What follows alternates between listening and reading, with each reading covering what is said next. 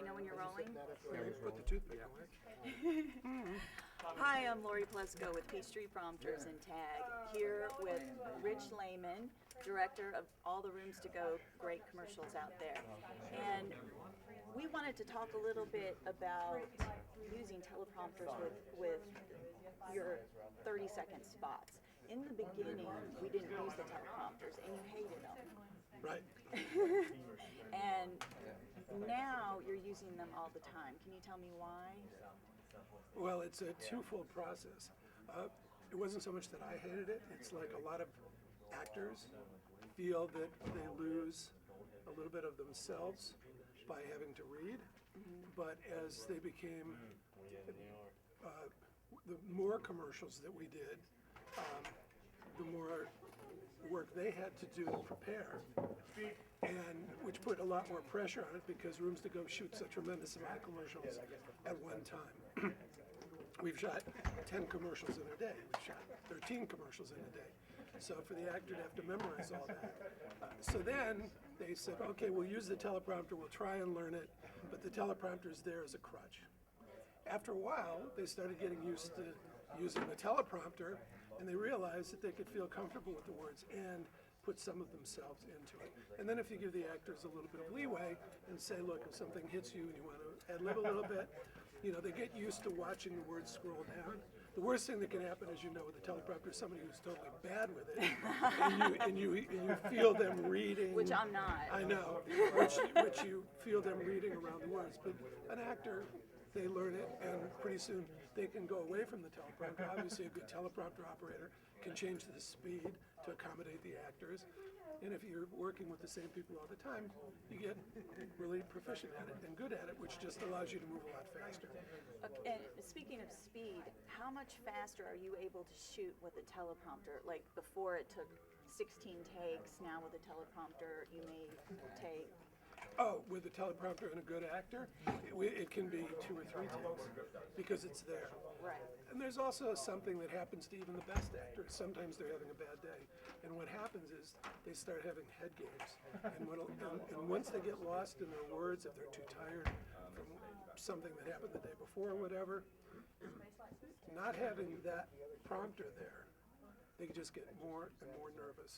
So you can end up with 50 takes Right. or 60 takes. Right. Whereas when they know that the teleprompter's there, they have that much more confidence in the fact that they know that if they have to, they can look at the teleprompter and know that they're going to get the words and not worry about the memorization as much. Okay. And then they put in their own nuance. One last thing here. Is the audio okay? Okay.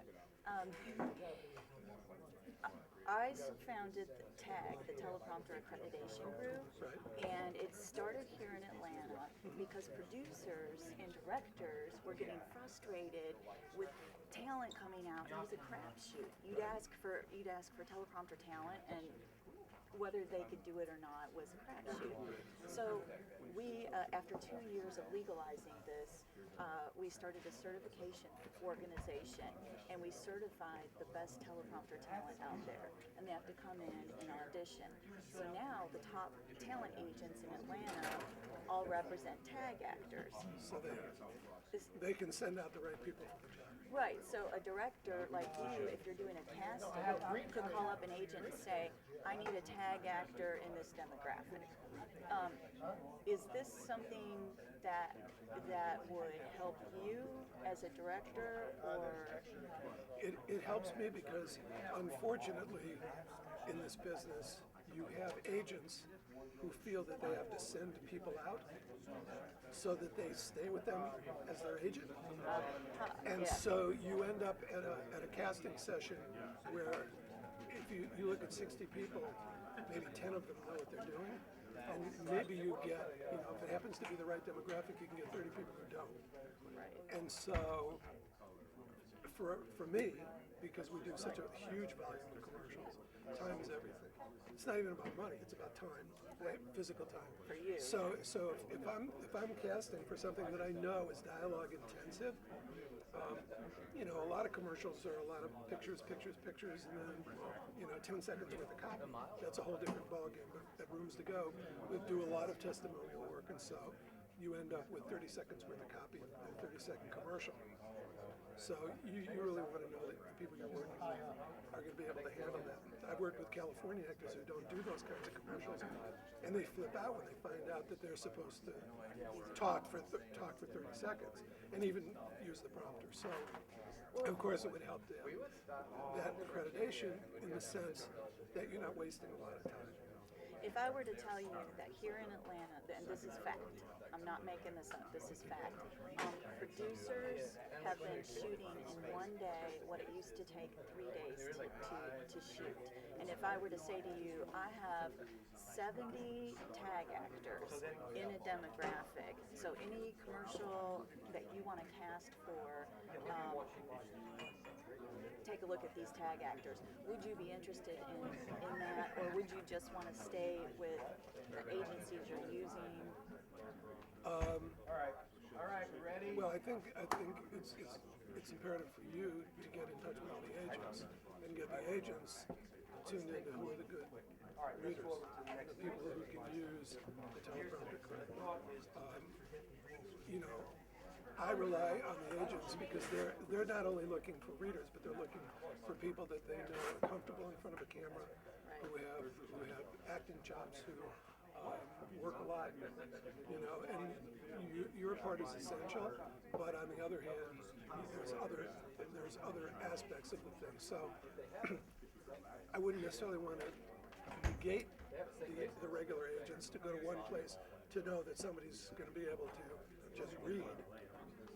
It would be better that they also, you would either have to expand what you do to incorporate all the other qualities of a good actor, or start informing the agents of who the tag actors are so that they can promote your group. Right. All of them. We're starting that here in Atlanta, and it's working. And it began with the producers saying, we are going to request tag actors. So when they call up their agents for a teleprompter job, they ask for tag actors. And the good agents, there's a lot of great agents in Atlanta, have a lot of tag actors. And so that's how it's been saving them money. But it's just starting right here. I'm going to start branches in other places. But yeah, I just wanted your opinion as a director, if this is something that you would see as valuable. Again, as long as I know going in that it's not something I have to worry about, or sometimes what happens is you'll go to a casting session and it's an actor that prefers to memorize, and they know they're only going to do one side, so they memorize that 30 seconds over a 2-day period of time. Then they get to the shoot and find out they have to do 10 commercials or 6 commercials, and you tell them how to do the prompter. You want to know that they're capable of doing that as well. Yes. Okay. So yeah, it's a great idea. Thanks, Rich. I appreciate it. Pleasure. Thanks. Howie? Rich. Yes. Kiss. Alfeo Dixon. Okay. Are we rolling? Okay. I'm here with Alfeo Dixon, Steadicam operator here in Atlanta, and we just did an intense shoot for Rooms to Go with the Steadicam and a teleprompter on it. And every cameraman that I talk to when I say we're going to use a teleprompter with your camera has a fit. You hate them, right?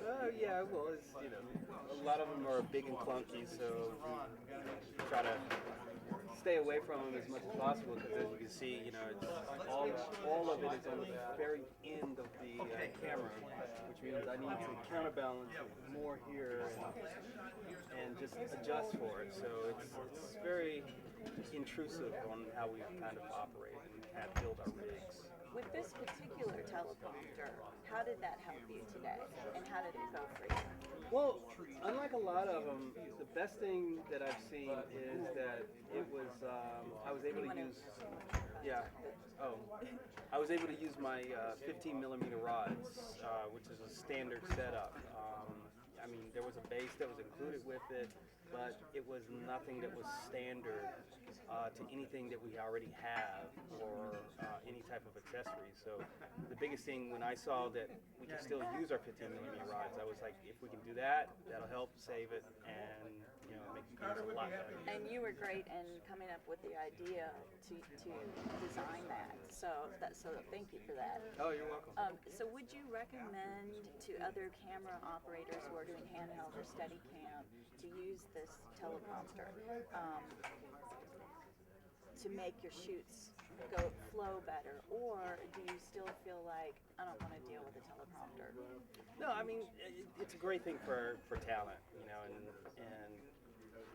it's the longer it takes them to get it right, the more I'm in the rig. So yeah, I got to fly something a little bit heavier, and maybe a couple more times, but at least I'm not doing 20 takes instead of 10 takes because the talent keeps flubbing through, especially on one-take deals where there's no cutting to get around their mistakes. So if they have to get it all the way through, well, it's better to give them a prompter. That way they can nail it. So if you were to use a prompter tomorrow for your Steadicam, how would you feel about that? If I had to use, I'm sorry.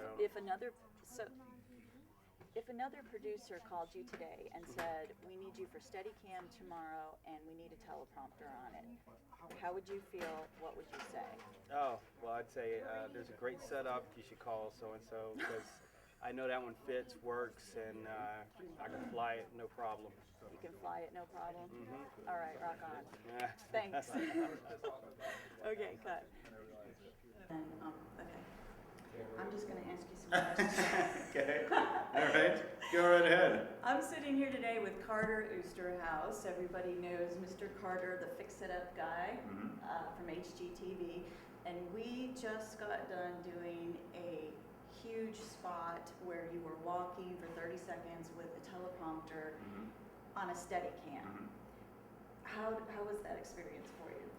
It's great. The Steadicam, you don't usually see that much with the teleprompter on there because of the weight or because of other issues. And this one worked out really well because it was a little bit smaller, but it still was completely visible for me, and I could obviously read it. And of course, it works to have a great person working the teleprompter as well. Oh, you're so sweet. I paid him. Yes, exactly. But I mean, it really does because it makes a huge difference for the person who is in front of the camera to be able to hit your marks, and it's almost to where what you're reading you're not really thinking about because you're thinking about hitting your marks. You're making sure you're using emphasis on certain points and stuff.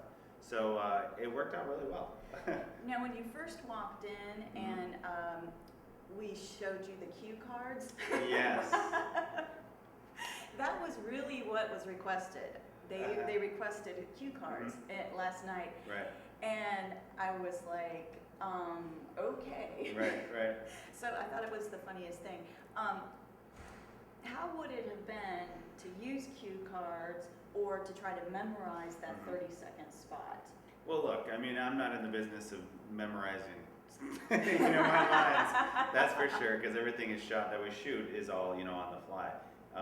So it definitely takes a little bit more to memorize a 30-second spot, and I wasn't ready for that, or prep for that. And then the cue cards, again, you have to look up or you have to look down and somebody has to hold it. We've done that before, but it's not as comfortable, it's not as smooth, and working with something like this just makes the whole entire outcome that much smoother. Last question here. Okay, the monitor was only 8 inches big. How far away could you be from the monitor and walk and talk and easily see the words? Well, clearly we're in a studio, so we don't have to worry about sunlight or anything exterior, but it was really simple to actually see the monitor and see the wording on it. For instance, I had no problem. That never came to a point where I was worried about what was seen on the monitor. Great, yeah, because you were like 30 feet away, and you were still able to read it, which is impressive. I like the teleprompter too. Yeah. Okay, well, thank you so much. Yeah, no problem. Thank you. Oh, you're so sweet. She's good. She's really good. Sorry. That's all right. I'm gonna do fun anyway. Thanks, guys.